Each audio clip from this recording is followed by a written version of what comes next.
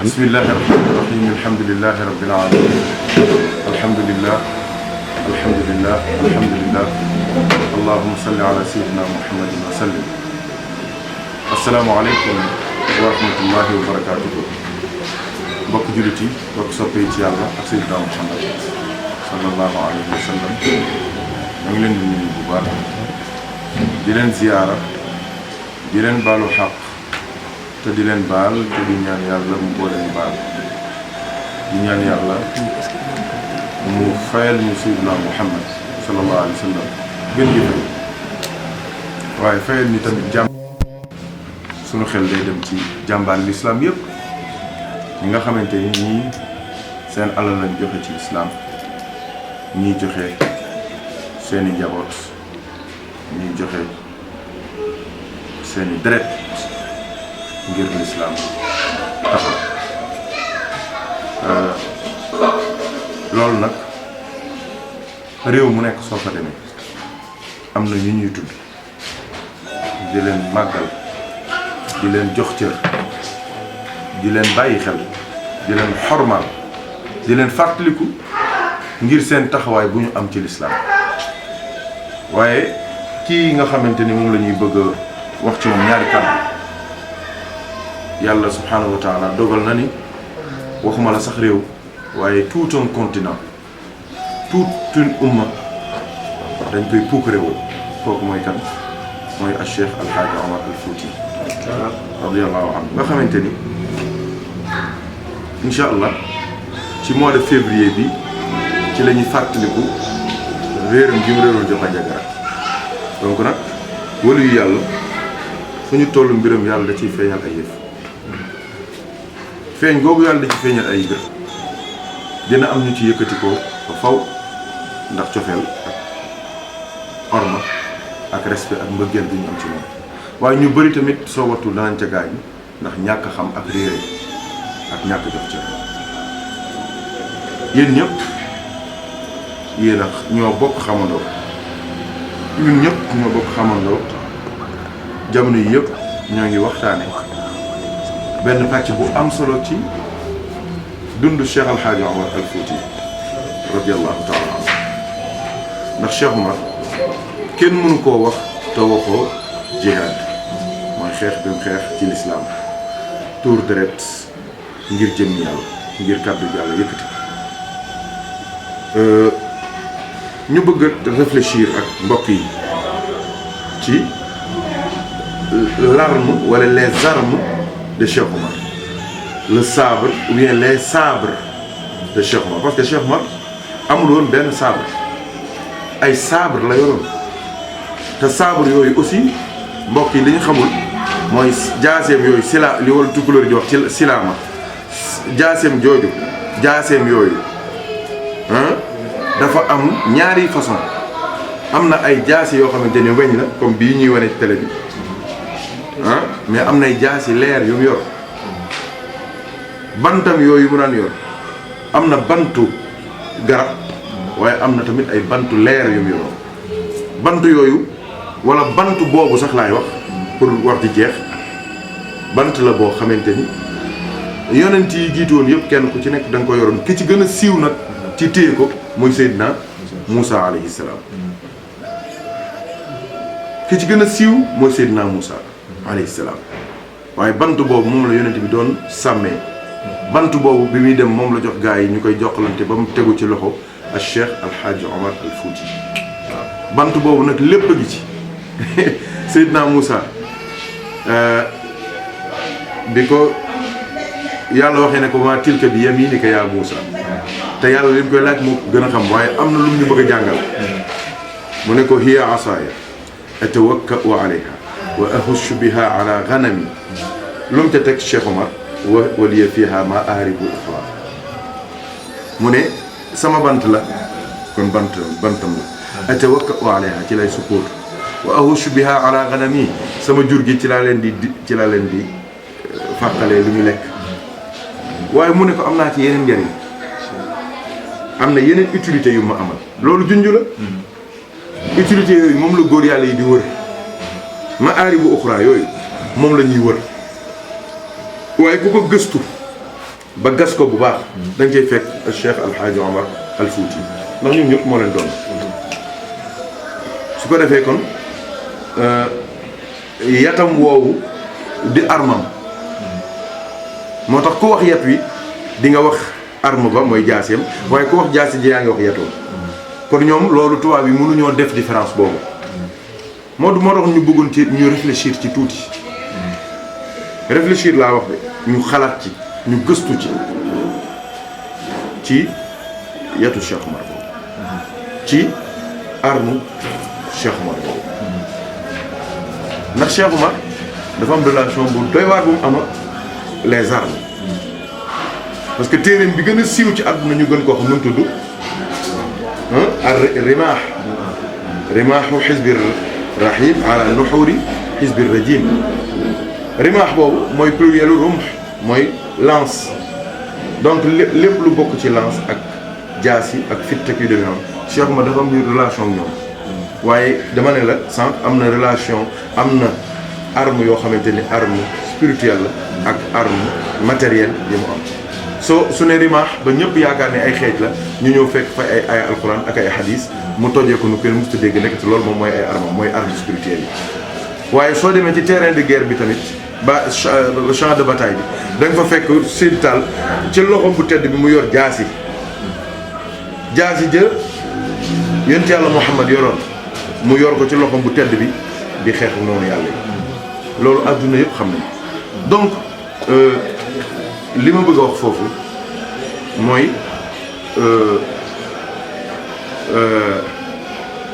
Cheikh Omar al Fouti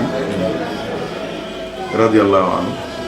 xam lu dangereux lu graaw lu nekk ci biir te doo leen maa ngi leen di ñaan yéen ñi may déglu ñëpp ñu ngi suivre ngeen dellu ci sama waxtaan yi ma defoon te bi ma mujjee def ci moom sax matul weer ci la yem ndax Cheikh Omar fu ma toll dama koy waxtaan maa ngi wax foofu ne dañ ñoo imposer à l'école en CM2 imposer ñu en troisième imposer ñu en terminale même à l'université l'idée selon laquelle Cheikh Omar Fouti n'est qu'un combattant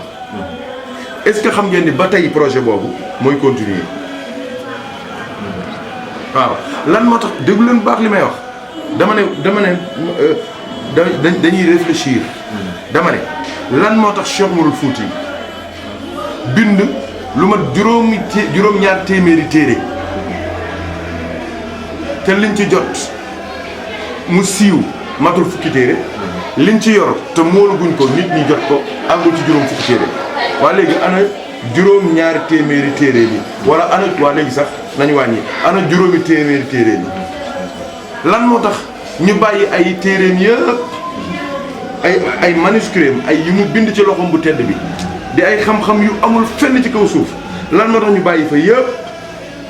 bëgg ñoo indil jaasi kon ñoo ngi bëgg a renforcer encore dans la conscience collective que Cheikh Omar combattant rek la woon lu tax génneew ñu téere ñi wan àdduna des preuves matérielles ne amul kenn ku ko raw ci kaw suuf su la neexee nga ne moo raw ci kaw suuf lu tax loolu kon loolu réflexion la pour intellectuels yi ak gëstukat yi ak borom xam-xam yi xoolaat pourquoi France bi ñu colonisé woon ñoo ñëwaat pour au lieu que ñu jox ñu ay livres Cheikh Omar ay manuscrits Cheikh Omar ay écrits Cheikh Omar ay thèses Cheikh Omar ay réflexions Cheikh Omar waaye jaaseem la ñu jox te nekkate jaasi ji sax du jaasi Cheikh Omar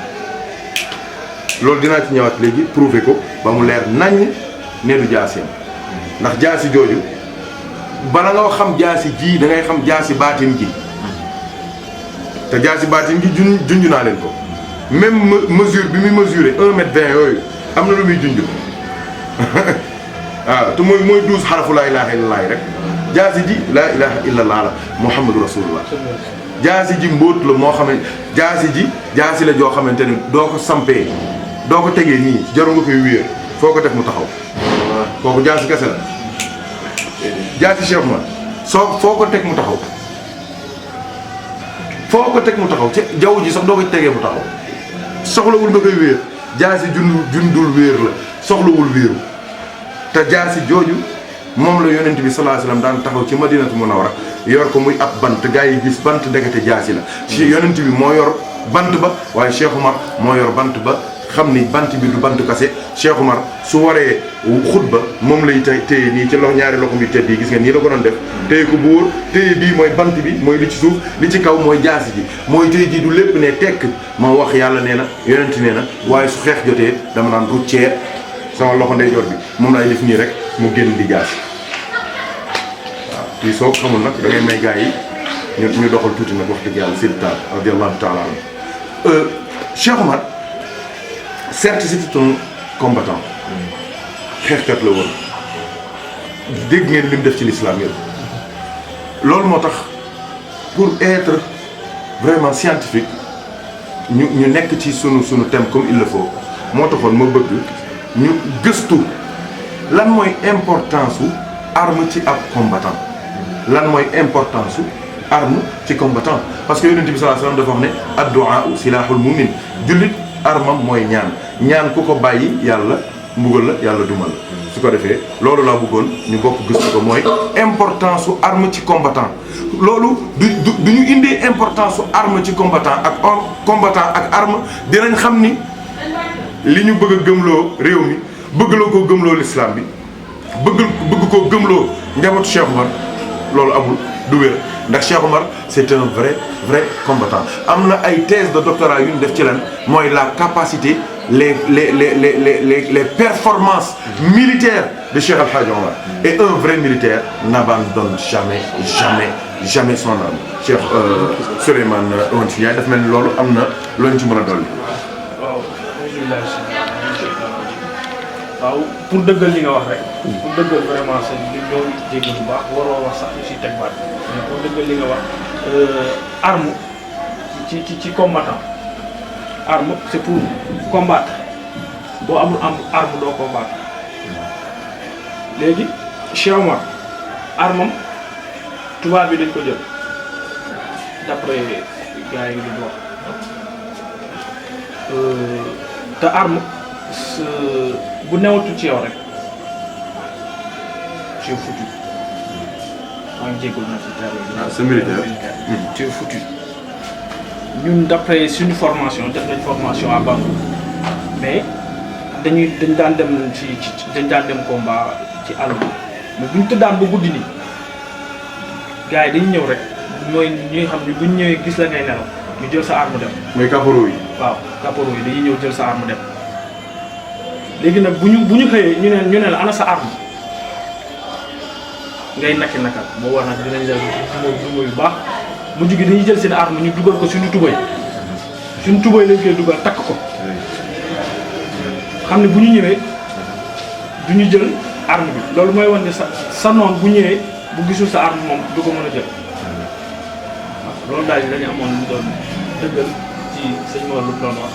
ci arme ak combattant. jërëjëf donc mbokk yi yéen ñu may suivre yi dégg ngeen kiy wax c'est un militaire bu def sa formation militaire ca Bango ba génn def FKIAM ba génn ñu affecté ko au sapeur-pompier ba tey jii moo ngi servir il a reçu sa formation militaire te doo leen déggee terme yu mu utilisé ngeen xam ni kii militaire bu xam li muy wax la loolu dama bëgg affaire bi jaar yoon kon yéen ñëpp dégg ngeen moom mii li mu wax ci importance su arme ak relation bi combattant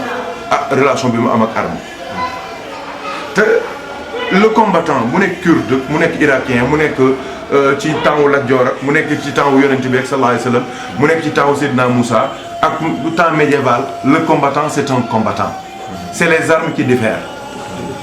ñii ay xeet la ñoroon ñii ay xeet la ñoroon ñii lii la ñoroon ñii lee la ñoroon waaye am na ci arme moom arme rek la dafay évoluer arme dafay évoluer mais attention fi mu ne nii ñoo ngi ak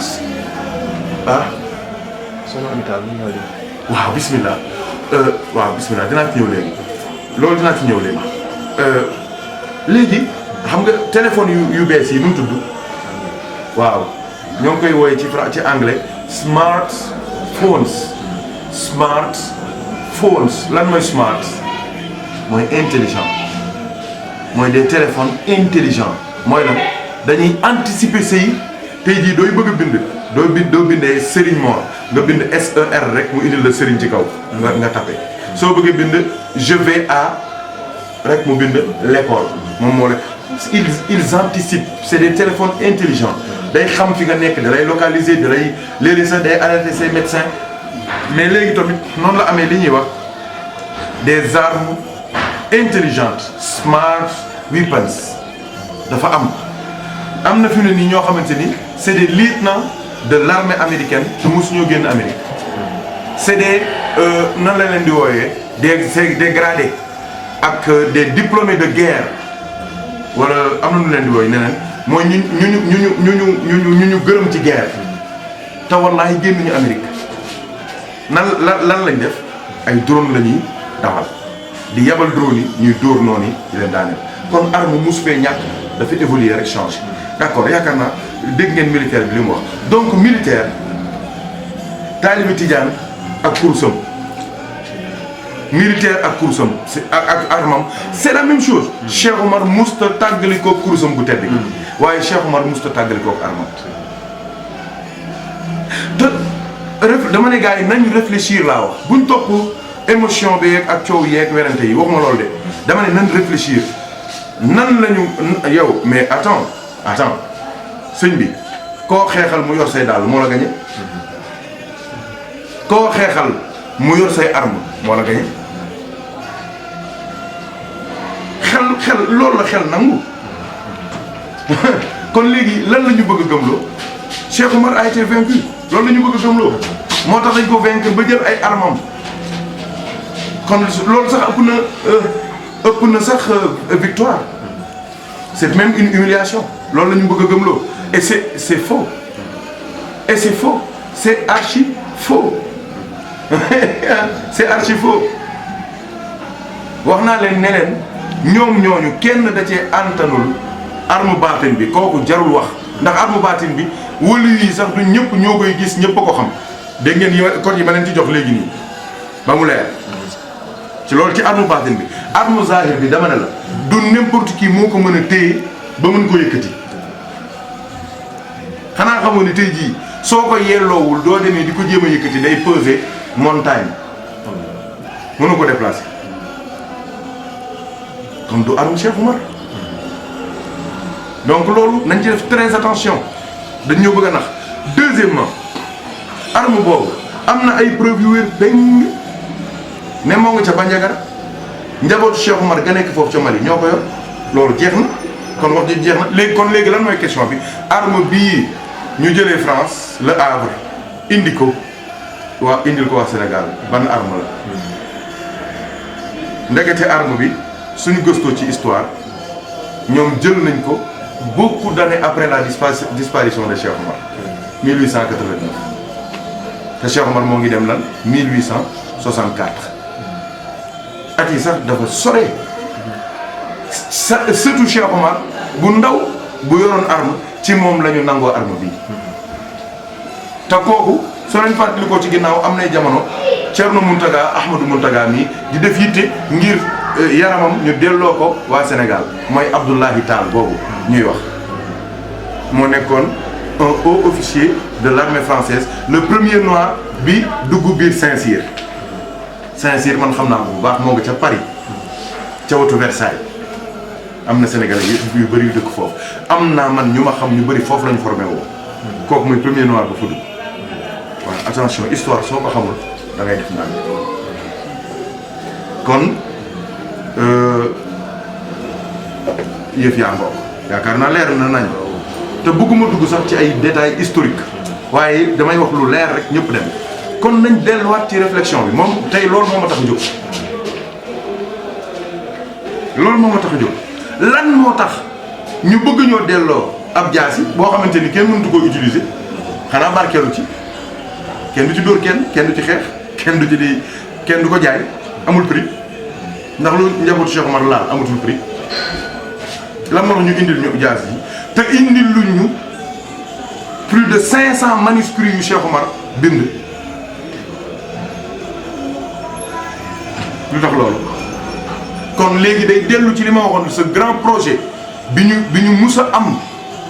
ba noppi wàccal ñu ko fi muy héritage ci lan fexe ba nit ñi jàppee Cheikh Oumar xeexkat kase te xamuñu ne àdduna moo ci raw projet boobu ba tey mooy wéy te gis nga c'est au plus haut niveau donc on doit réfléchir génn ci émotionnel bi ak yenn façon yi te xalaat gis nga man Haj Makhtar Haj Omar Haj Souleymane damay sant yàlla billahi alazim tey jii surtout Cheikh Omar moo ma yee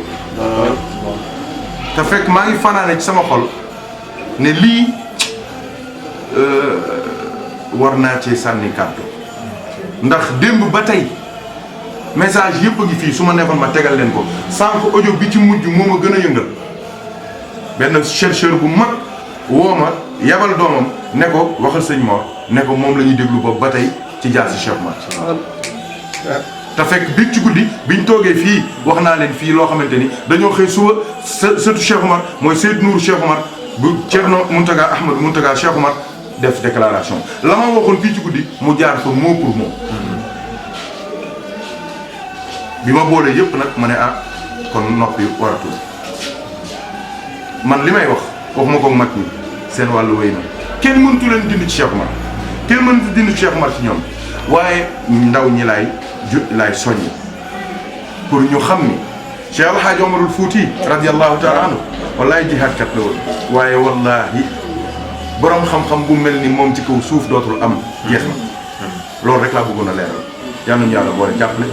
yal nañu yàlla boole dimbali yal na yàlla yokk xam-xam bi te jàppale ñu sëñ Makhtar. balaa ñu yóbbu nii borom pour nga taxaw parce que juste bi nga ñëwee une semaine. bi njëkk yaa ngi def déclaration bu am solo par rapport di wax ni Cheikh El Hadj Omar Foutiyou Tall source la même source d'inspiration ci góor yàlla yi ñu naan ñoo dàq bind ci réew mi. waaw source d'inspiration la suñu. waaw vidéo boobu ñu ngi ko calé donc dañ doon xaar ay directives pour mën ko publier. waaw bii l'actualité xam naa ni bientôt incha allah ça dina disponible ci suñu plateforme yi. yaa ngi koy def fii fi nga toogoon di wax loolu. waaw Cheikh El Hadj Omar Foutiyou Tall. waaw source d'inspiration la ci ñuy jàpp ne ñoo dàq bind ci wàllu diine. waaw loolu Makhtar naa ci sawar te dama ci am ay preuve te jot moo xaw a ñàkk tuuti ak organisation waaye am na loo xamante ni jarul sax di wax da nga koy prouver da nga koy leeral da nga koy indi lijjanti nañu ba am safinatu sahaada bu ñu firi ak safinatu sahaada boo xamante ni original la bu jógee ci Cheikh Oumar directement ñaar yëpp am nañ ko gis nga safinatu sahaada boobu soo ko liiree ba mu jeex ci ngay xam ni amul kenn ku wax ci yonent bi te jokkoo ci Cheikh Oumar amul parce que ñii wax ñëpp moo leen fi njëkk te ku la njëkk a reer wan la reer te nit léeg-léeg du waxee dara di nga xam fan la ko tibbee parce que góo bi bokkul tarixa bi ku ci wax ci moom nga tibbee bu dee ci wàllu tasawuf c'est la même chose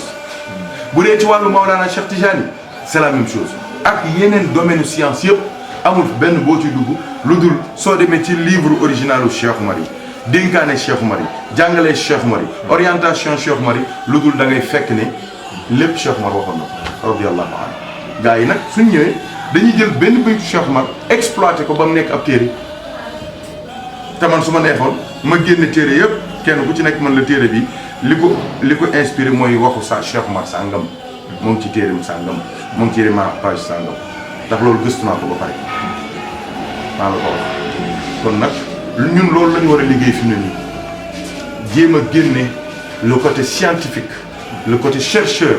le côté écrivain le côté littéraire le côté poétique bu Cheikh El Hadj Omar ndax ñun li ñu bëgg a imposer nañu ko ba noppi force mooy wane ni c'est un combattant mais il était combattant dans tous les domaines du xeex rek déedéet si waaw Thierno Makhtar. alhamdulilah kon li àdduna doon xaar yëpp njëgën leeral nga ko ñu ngi lay nuyu bu baax di la jaajëfal di wax ni lii moo nekkoon actualité ci réseaux sociaux yi daanaka mu ngi waaj a mat semaine ñëpp ñu ngi laajte ci wàllu saabu jaasi maam Cheikh Oumar ñëpp naan moom la wala du moom waaye Ndiéguène indi nga si ay leeral ndax àdduna bi yëpp kat yow lañ doon déglu ndax biñ ko jégee ba léegi ñu bari ñu ngi doon laaj Ndiéguène ba xam dina def intervention ndax soo ñëwee rek lépp dafay daal di leer li nga leeral ci wàllu maam Cheikh Omar ni mu nekkee ni mu doonee yonent bi ci doonin goo xam ne moom dong ku ko mos a doon yonent bi ku ko mos a doon ci imaam nga koy doon waaye mosoo koo doon ci nekk imaam jiite nit ñi ci julli waaye nekk tamit chef de guerre kenn mosul boole ñaar yooyu maam Cheikh Omar dong moom nekk chef de guerre en même temps nekk imaam ca jàkka ja li nga wane tamit ni maam Cheikh Omar nit la koo xam ni multidimensionnel maanaam li ñu noon yi l'islam yi bëgg a woon bëgg koo diaboliser ni maam Cheikh Omar ku doon xeex la woon daan tuur deret affaire yooyu te loolu benn aspect la ci moom parce que ñun ñëpp jàng nañu bu ñuy def CM2 dañuy jàng ni maam Cheikh Omar résistant la moom simple résistant te soo déggee maam Cheikh Omar doo ko gëstoo rek di nga xam ni kii wàllum xam-xam fi mu ci egg ci niveau nit bus fa egg ndax moom moo wax ni bàyyi naa xam-xam boo xam ni ba ilaa yawmi din amul kenn kuy mun a am xam-xam bu toll noonu waaw te loolu tamit leer na ndax téeram yi bépp boo ci gëstu rek da nga ko du sax mën a lire boo koy firi boo koy expliquer waaw ndax li lay wan ni moo raw ñëpp maanaam téeram yi fi mu ci yemoon ba léegi fa la fa gaa yi yem kenn mus ko utiliser kenn mus koo firi kenn musul sax xam lan la cee wax kon te li gën a neex ci loolu mooy maam Cheikh Omar l'islam science yëpp la étudier science yëpp la jàngale waaw li nga wax tamit ni ñun war nañoo fexe ba fi ñu pièce bi ñu noonu dugal ci maam Cheikh Omar nga xam ni li am foofu ci ginnaaw moom tamit mooy gars yi pourquoi ñu jéem a imposer ay jaaseeg ay yooyu di ñu ko jox te xam-xam bi nga xam ne ñoom xam nañ ni ci la ñuy defar seen àdduna ñoom. ci waaw kay jërëjëf kan waaw kay kii dafa mel ni ku fekkee waxtaanu biig bi waaw ci la ñuy defar seen àdduna. waaw parce que maam Cheikh Omar du moroomu jamono ak temps dafa tënk espace ak temps ah. léegi nag tubaab bi dañoo teel a découvrir loolu xam ni kii yërmande gi mu amoon ci Afrique naroon koo def benn continent naroon koo def benn pays benn monnaie naroon def développement bi yëpp jaar ci moom nga xam ne ñëpp ay texe tedd loolu lañ teel a découvrir daal dem jël ressources yi nga xam ni àdduna sax da cee xajul. ak projet yi mu bind ak vision bi mu am nga xam ni. dafa li ngay wax ni portable ñoo anticiper moom dafa teel a anticiper àdduna bi teel leen a dimbali problème yi nga xam ni moom lañ am tey Afrique am ko te mun ñoo xam fu ne ñu ngi koy wër pour génn ci maam Cheikh ma teel na ko annoncé. bind na lépp teel a wax nan la ñuy jaar ba génn ci. léegi tubaab loolu lañ teel a xam nag jël ko di ci tedd di ci jariñu bu koo doonante ak seen sët ak seen i sëtaat fekk loolu héritage Afrique yëpp la kon ñun loolu war nañ koo xeex ba indiwaat ko te teg yii ñu ñuy wax naan ay sabre ak ay jaase te yooyu xam na ni maam Cheikh Omar ñun ñi nga xam ne daan nañ seetaan Mickey sëñ bi am na dañ daan gis ci guerrier yi ku war a doon sa guerrier bi gën a mag jaas buñ ko sampee ci xeer bi nit mënu koo dindi tant que ki nga xam ne ki ñu fal moo ko mën a sil kon jaas bi maam Cheikh Omar bu dee tubaab bi ñoo xam loolu estement loo xam ni ku doon yeneen ci bi loo xam ni jaaseel nit mënu koo téye ba koy teg ci foofu di ko yëkkati non mënul nekk kon loolu tamit beneen pièce la waaw te maam Cheikh Omar li gën a am solo ci moom sëñ bi wax na ko mooy xam-xamam bi nga xam ni tubaab bi yor nañ ko war ñu koo delloo ak nit ñi li ñuy jàppee maam Cheikh Omar benn résistant yu war a xam ni ki gën a ëpp xam-xam ci àdduna mooy maam Cheikh Omar Fouti Tall bokk na ci grand savant yi nga xam ni seen xam-xam kenn mënu koo natt te li gën a garaaw mooy maam Cheikh Omar dafa départ ak ñun ci xam-xamu zaahir ba ñëpp xam ne du moroom benn góor mu dugg ak ñun ci maarifa billaa dugg ci tarixa bi dugg ci xam-xamu góor yàlla boo xam ni nit ñi ba léegi foofu moom amuñu fa accès kon maam Cheikh Omar li mu waroon ak ñun yëpp def na ko parce que l'islam amel nañ ko njukkal boo xam ni surtout africain yi ba léegi daa mel ni fayaluñu ko amaguñu reconnaissance boobu bi mu def ci Afrique bi mu def ci àdduna bi mu def tamit ci l'islam bi waaye tamit bi mu def ci tarixa cheikh kon ñun am nañu benn taxawaay bu ñu war a taxawaay ci moom am nañ benn Pastef ak benn dogu ak benn fulla bu ñu am war a am ci yittey maam Cheikh Omar ba fexe delloo ko reconnaissance boobu noonu fexe wanaat àdduna bi yépp ni maam Cheikh Omar ñii nga xam ni moom lañu bëgg a def benn simple résident rek kenn gënu koo nekk ku doon yonent bi kenn gënu koo nekk borom xam-xam waaye tamit kenn gënu koo nekk góor yàlla ci biir góor yàlla yi kon daan njëgeen loolu la ñu seen mottali di jégalu bu baax kàddu yi. Omar mii moo waroon def waxtaan wi ah. Omar mii moo waroon def waxtaan wi macha allah. Masha'Allah. Il faut qu'on se conscientise. Hein? Il faut qu'on soit au-dessus de la mêlée, comme on dit. Hein? De réfléchir, c'est important. Donc, Haj Makhtar, je crois que le mot d'ordre est clair.